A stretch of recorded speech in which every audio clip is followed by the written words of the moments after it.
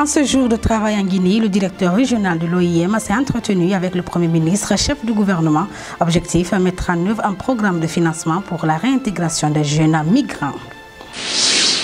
La Guinée dispose désormais d'un centre d'innovation pédagogique pour l'autonomisation et l'employabilité des diplômés.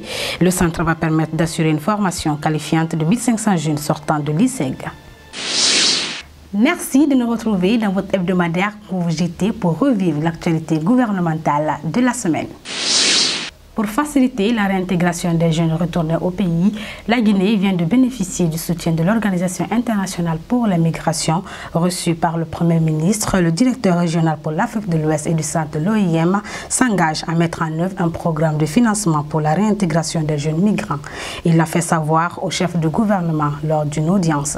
Aboubakar Sidiki Mané. La problématique de l'immigration irrégulière des jeunes est aujourd'hui une préoccupation mondiale dont la Guinée n'est pas en marge. C'est pourquoi l'Organisation internationale pour l'immigration OIM poursuit son combat pour la lutte contre l'immigration clandestine. En séjour de travail en République de Guinée, le directeur régional pour l'Afrique de l'Ouest et du Centre de l'OIM s'est entretenu avec le Premier ministre chef du gouvernement sur la volonté de son institution d'accompagner le pays dans le financement d'un programme de réintégration durable des jeunes migrants retournés. Je suis venu faire une visite officielle au Guinée et venir voir ma collègue, Mme Fatou Ndiaye, notre chef de mission. Et nous avons tenu à voir le Premier ministre qui nous a reçus cet après-midi. D'abord pour lui féliciter la Guinée de la façon de la vision très progressive sur la migration et la façon qui s'implique non seulement au niveau national mais au niveau mondial aussi. Nous avons aussi eu l'occasion de discuter des défis auxquels font face les Guinéens qui reviennent régulièrement de la Libye, d'Algérie, et le travail que nous faisons avec le gouvernement pour la réinsertion. Et la diaspora. L'Organisation internationale pour l'immigration a aidé plusieurs Guinéens rentrés au pays dans des situations difficiles. Et pour la matérialisation de cette volonté, le gouvernement guinéen et la représentation de l'OIM en Guinée s'engagent à créer des opportunités pour permettre aux jeunes Guinéens de rester au pays. À présent, l'actualité en bref.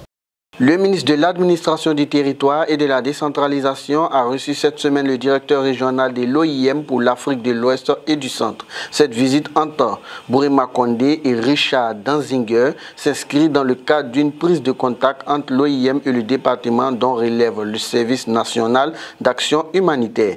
Les deux personnalités ont insisté sur la nécessité de créer des conditions pour maintenir les jeunes au pays. Dans le même cadre, la ministre de l'Action sociale, de la promotion féminine et de l'enfance a également reçu Richard Danziger. Au centre des échanges, des sujets liés à la réintégration durable en faveur des migrants retournés en République de Guinée, l'élaboration et l'adoption d'une loi sur la traite des enfants, le renforcement des capacités des assistants sociaux, mais aussi la question d'autonomisation des femmes.